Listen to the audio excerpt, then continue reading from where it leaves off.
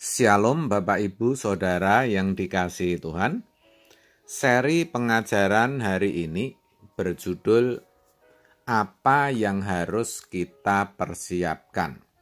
Saudara, tanpa terasa kita sudah memasuki bulan Mei di tahun 2022. Kita tidak tahu apa yang akan terjadi. Tetapi yang pasti, Alkitab dengan jelas mengatakan bahwa ke depan itu bukan semakin baik.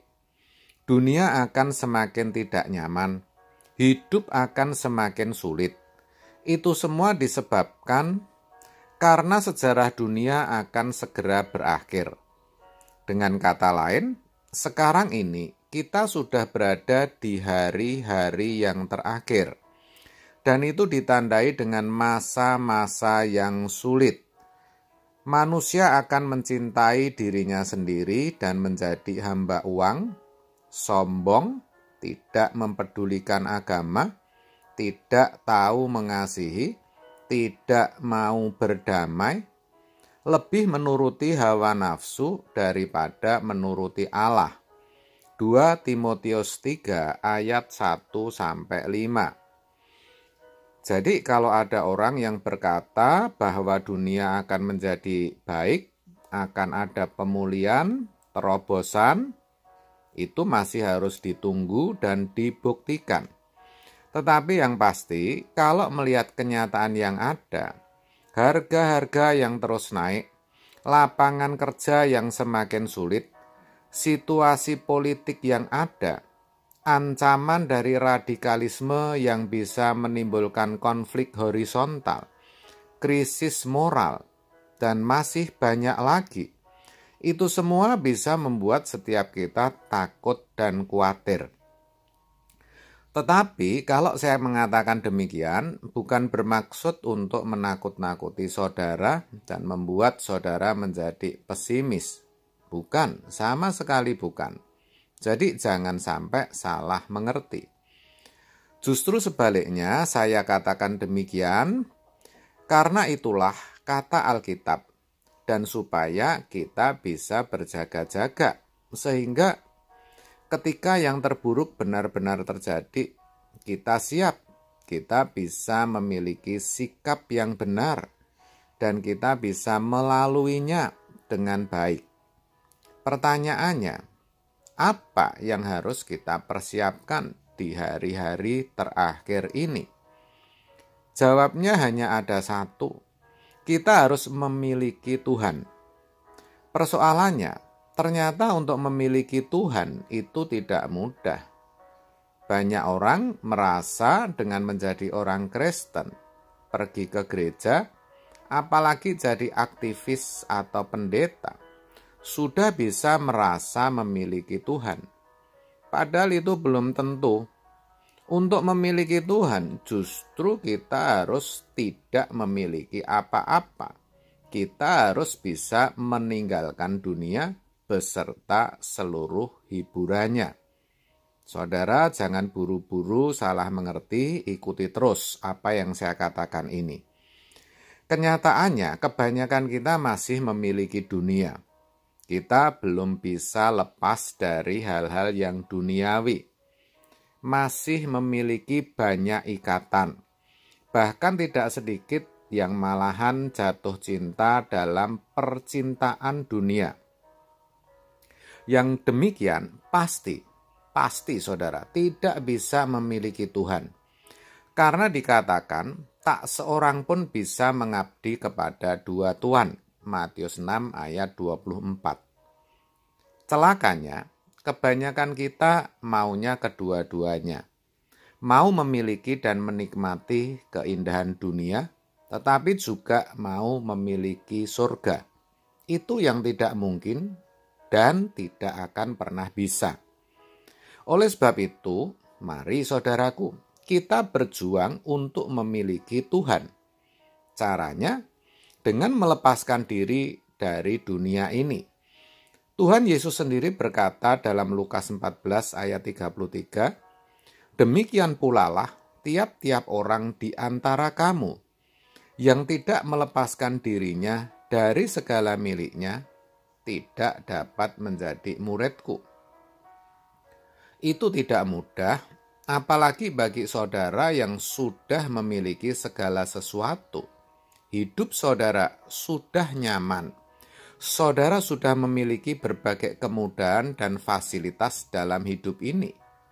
Kaya, dihormati, punya kedudukan, relasi pejabat. Wah, itu sangat tidak mudah, saudara. Makanya, Yesus berkata, sukar bagi orang kaya untuk masuk surga. Matius 19 ayat 24. Itu benar, saudara.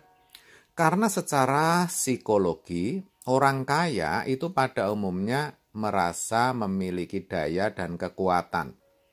Semua bisa diselesaikan dengan uang dan kedudukannya. Akibatnya, merasa tidak membutuhkan dan biasanya tidak menggantungkan diri kepada Tuhan. Ini, saudara, yang membuat sukar masuk surga. Tetapi bukan berarti orang miskin lebih mudah masuk surga. Juga tidak demikian. Banyak orang miskin yang hatinya keras, sombong, merasa tidak membutuhkan Tuhan, tidak mau mengerti kebenaran, bahkan menyalahkan Tuhan atas penderitaan yang dialami dalam hidupnya. Yang begini fatal dan pasti juga tidak masuk surga, saudara. Jadi, untuk melepaskan diri dari segala milik kita itu tidak mudah dan sangat berat. Tetapi bukan berarti tidak mungkin. Semua tergantung pribadi lepas pribadi. Yang pasti, melepaskan diri dari segala milik kita itu bukan berarti kita harus menjual semua harta, diberikan ke gereja, jadi aktivis atau jadi pendeta. Bukan juga terus kita hidup dalam pasivitas, tidak bekerja, melepaskan tanggung jawab terhadap keluarga, anak-anak dibiarkan, SPP sekolahnya tidak dibayar.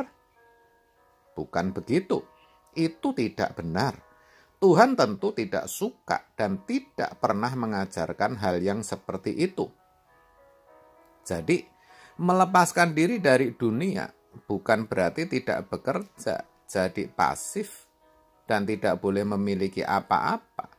Bukan. Tetapi justru sebaliknya, kita harus kerja keras dan mengembangkan setiap potensi yang ada dalam diri kita. Yang bekerja akan semakin giat sehingga bisa bersaing di marketplace, sukses, punya banyak uang, dan kaya. Tetapi tidak akan membanggakan diri atas segala pencapaiannya, tidak akan sombong, tidak akan tidak akan menjadikan kekayaan dan kesuksesannya sebagai hal yang berharga dan bernilai dalam hidupnya. Sebaliknya, menggunakan semuanya untuk membela pekerjaan Tuhan. Berjuang agar banyak orang mengenal Injil dan bisa dikembalikan ke rancangan Allah semula. Kalaupun saudara sudah bekerja keras tetapi belum berhasil, juga tidak masalah. Saudara harus tetap berjuang, tetap hidup bertanggung jawab, dan selalu mengabdikan hidup saudara hanya kepada Tuhan. Jangan rendah diri dan jangan putus asa. Tuhan pasti pelihara hidupmu. Lakukan apapun yang saudara bisa untuk pekerjaan Tuhan, agar nama Tuhan dipermuliakan. Intinya, baik kita yang sudah berhasil ataupun yang belum berhasil, janganlah memberi nilai hidup kita dari hal-hal duniawi seperti uang, kekayaan, pangkat, kedudukan, jabatan, dan nilai-nilai dunia lainnya. Sebaliknya, jadikan Tuhan dan kerajaannya satu-satunya harta dalam hidup saudara. Ingat, satu-satunya. Jangan ada yang lain. Jadikan Tuhan sumber kebahagiaan satu-satunya. Maka apapun yang akan terjadi, baik itu banjir bandang, tsunami, gempa bumi, virus yang mematikan, krisis ekonomi, konflik horizontal, dan lain sebagainya, tidak akan mampu mengguncangkan hidup kita. Amin. Tuhan Yesus memberkati.